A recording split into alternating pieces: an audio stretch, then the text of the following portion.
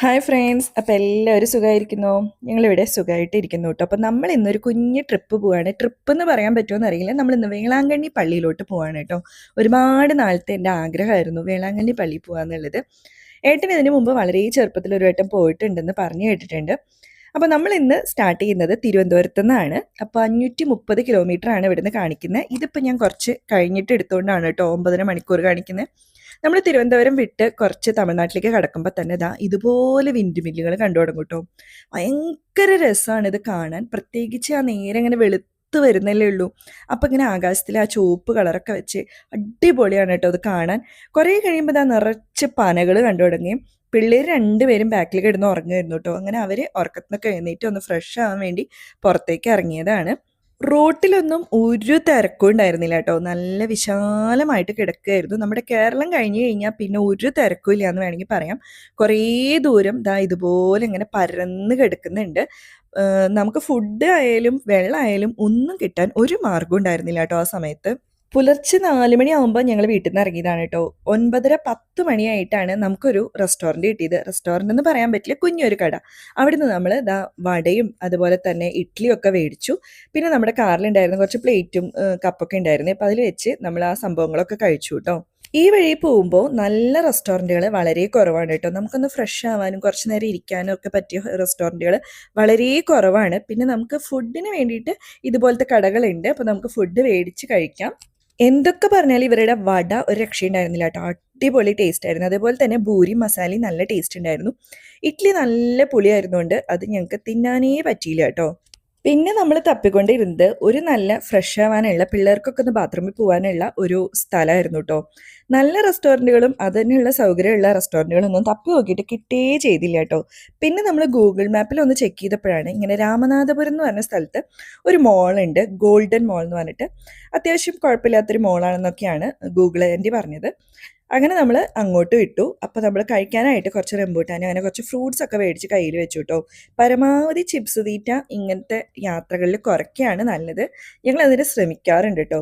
അങ്ങനെ അവിടെ പോയി അത് കഴിഞ്ഞ് വരുന്ന വഴിക്കാണ് നമ്മൾ നമ്മുടെ ഈ നുങ്കിൻ്റെ ജ്യൂസ് കണ്ടത് കേട്ടോ.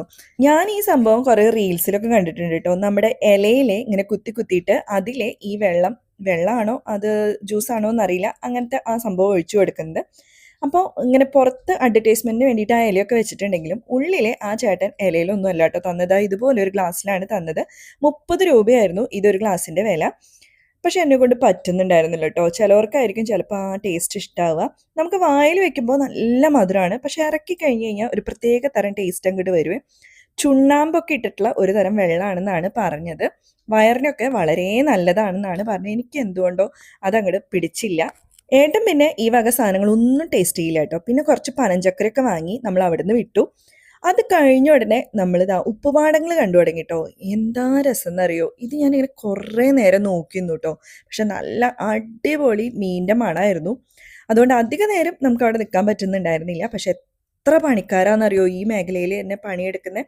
കടലിൽ നിന്ന് നേരിട്ട് വെള്ളം എടുത്തിട്ട് ഇതുപോലെ ഇങ്ങനെ പല കണ്ടങ്ങളിലാക്കി തിരിച്ചിട്ട് വെള്ളം കെട്ടി നിർത്താട്ടോ. നല്ല സൂര്യപ്രകാശത്തിൽ ഇതിങ്ങനെ കട്ടയാവുന്നതിനനുസരിച്ച് അവർ ഇതുപോലെ ഇങ്ങനെ നീക്കി നീക്കി ഒരു സ്ഥലത്ത് നിന്ന് വേറൊരു സ്ഥലത്തേക്ക് മാറ്റിയിടും. അങ്ങനെയാണ് കേട്ടോ ഇത് നമ്മുടെ ഉപ്പുണ്ടാക്കുന്നത്. അപ്പോൾ ഈ ഇതിക്കൂടെ ട്രാവൽ ചെയ്യുമ്പോഴുള്ള കുറച്ച് കാര്യങ്ങൾ പറയാം കേട്ടോ. നമ്മൾ ഏകദേശം വേളാങ്കണ്ണി എത്താറായി.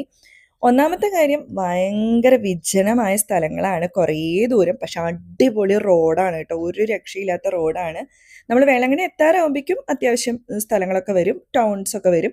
അതിൻ്റെ ഇടയിലുള്ള കുറേ ഭാഗങ്ങൾ വിശാലമായിട്ട് കിടക്കുകയാണ്. പിന്നെ ബൈക്കുകാർ എല്ലായിടത്തുനിന്നും കൊടുന്ന് കയറ്റും. അപ്പം അതുകൊണ്ട് അത് നന്നായി സൂക്ഷിക്കണം. അതിനേക്കാളും കൂടുതൽ നമ്മുടെ പശുക്കളും ആടുകളും ഒക്കെ ഉണ്ട്. അപ്പം അവരെ ഇനി പ്രത്യേകം സൂക്ഷിക്കണം കേട്ടോ. എവിടുന്നാ വന്ന് കയറാമെന്ന് അറിയില്ല. അങ്ങനെ ഇരുന്ന് നമ്മൾ നമ്മുടെ വേളാങ്കണ്ണി പള്ളിയിലോട്ട് എത്തി. അപ്പോൾ രാവിലെ 4 മണിക്ക് നമ്മൾ വീട്ടിൽ നിന്ന് ഇറങ്ങിയിട്ട് ഈവനിങ് 4 മണിക്കാണ് കേട്ടോ നമ്മൾ വേളാങ്കണ്ണിയിൽ എത്തിയത്. അപ്പോൾ ആദ്യം എത്തിയ ഉടനെ തന്നെ ഞങ്ങൾ വിചാരിച്ചു എന്നാൽ പിന്നെ പള്ളിയിലൊക്കെ ഒന്ന് പോയി എന്താ സംഭവം എന്നൊക്കെ നോക്കാം, എവിടെയാണ് പാർക്കിംഗ് ഉണ്ടോ, കുർബാന എപ്പോഴാണ് എന്നൊക്കെ നോക്കാമെന്ന്. അപ്പോൾ വന്ന് കയറുമ്പോൾ കാണുന്ന വ്യൂ, ആദ്യത്തെ വ്യൂ ഇതായിരുന്നു കേട്ടോ. പിന്നെ പാർക്കിംഗ് ഇഷ്ടം പോലെ ഉണ്ടായിരുന്നു. ഒരു വ്യാഴാഴ്ചയായിരുന്നു ഞങ്ങൾ പോയത്. അപ്പോൾ അതുകൊണ്ട് തന്നെ ഇഷ്ടം പോലെ പാർക്കിംഗ് ഉണ്ടായിരുന്നു. അത് കഴിഞ്ഞ് പിന്നെ നമ്മൾ റൂമിലോട്ട് വന്നു. നല്ലൊരു കിടിലൻ റൂമായിരുന്നു കേട്ടോ. ഈ ഹോട്ടലിൻ്റെ പേര് MGM എന്നാണ്. നിങ്ങൾ ഫാമിലി ആയിട്ടോ ഫ്രണ്ട്സ് ആയിട്ടോ ആരായിട്ട് വന്നാലും നിൽക്കാൻ പറ്റുന്ന ഒരു നല്ല ഹോട്ടലാണ്. ഇൻക്ലൂഡിങ് ബ്രേക്ക്ഫാസ്റ്റ് തന്നെ വളരെ ബഡ്ജറ്റ് ഫ്രണ്ട്ലി ആയിട്ടുള്ള റേറ്റിലാണ് നമുക്ക് കിട്ടുന്നത്. നല്ല നീറ്റായിരുന്നു. അതുപോലെ തന്നെ സ്റ്റാഫിൻ്റെ പെരുമാറ്റമാണെങ്കിലും ഒക്കെ അടിപൊളിയായിരുന്നു കേട്ടോ. അങ്ങനെ ഒരു 8 മണി 8:30 ആയപ്പോൾ നമ്മളിതാ വീണ്ടും വേളാങ്കണ്ണി പള്ളിയിലോട്ട് പോവുകയാണ്. ഒന്ന് അവിടുത്തെ രാത്രി കാഴ്ചകളൊക്കെ കാണാമെന്ന് വിചാരിച്ചിട്ട്. അങ്ങനെ നമ്മൾ അവിടെയൊക്കെ നടന്ന് കണ്ടു, പള്ളികളിലൊക്കെ പോയി പ്രാർത്ഥിച്ചു. മുട്ടുകുത്തുന്ന ഒരുപാട് പേരുണ്ടായിരുന്നു കേട്ടോ. പിന്നെ ഫുഡ് നമ്മൾ കഴിച്ചത് ഒരു കേരള റെസ്റ്റോറൻറ്റിൽ നിന്നാണ്. പരമാവധി കേരള റെസ്റ്റോറൻറ്റിൽ നിന്ന് ഫുഡ് കഴിക്കാൻ നോക്കുക കേട്ടോ. എപ്പോഴാണ് പണി കിട്ടുകയെന്ന് അറിയില്ല. ഇവിടുത്തെ ഫുഡ് എന്തായാലും നല്ലതായിരുന്നു. അങ്ങനെ അന്നത്തെ ദിവസം നമ്മൾ ഹോട്ടലിൽ വന്ന് കിടന്നുറങ്ങി. ഇതാ പിറ്റത്തെ ദിവസം രാവിലെ ഞാൻ കണ്ണു തുറക്കുമ്പോൾ ഇതാ ഇതുപോലെ ഏട്ടൻ നിന്ന് ഡ്രസ്സ് തേക്കുമായിരുന്നു കേട്ടോ. നമ്മുടെ ഈ സ്റ്റീമർ ഉള്ളതുകൊണ്ട് അടിപൊളിയാണ്. നമുക്ക് ഡ്രസ്സുകളൊക്കെ അടിപൊളിയായിട്ട് തേച്ചെടുക്കാം. അപ്പോൾ ഇതാ പിള്ളേർ നല്ല ഉറക്കമായിരുന്നു. അങ്ങനെ അവരെയും വിളിച്ച് എഴുന്നേൽപ്പിച്ച് രാവിലെ തന്നെ ഇതാ കുഞ്ഞൊരു പാർക്ക് ആ ഹോട്ടലിനോട് ചേർന്നിട്ടുണ്ടായിരുന്നു. അവിടെ പോയിരുന്ന് കുറച്ച് നേരം കളിച്ചു. അത് കഴിഞ്ഞ് നമ്മൾ അവിടെ നിന്ന് ബ്രേക്ക്ഫാസ്റ്റ് ഒക്കെ കഴിച്ചിട്ടാണ് പിന്നീട് പള്ളിയിലോട്ട് പോയത് കേട്ടോ. നമ്മൾ തലേദിവസം ഈ പള്ളിയിലോട്ട് വന്നപ്പോൾ തീരെ തിരക്കുണ്ടായിരുന്നില്ലെങ്കിൽ ഇന്ന് ഭയങ്കര തിരക്കായിരുന്നു കേട്ടോ. നിറച്ച ആൾക്കാരായിരുന്നു. ഇന്നലെ ഒഴിഞ്ഞു കിടന്ന പാർക്കിംഗ് സ്പേസ് ഒക്കെ ഇന്ന് ഫുള്ളായിരുന്നു കേട്ടോ. പാർക്കിംഗ് ഏരിയ ഒക്കെ ഫുള്ളായിരുന്നു അവിടുത്തെ വാച്ച്മാൻമാർ പറഞ്ഞുകൊണ്ടിരുന്നത്.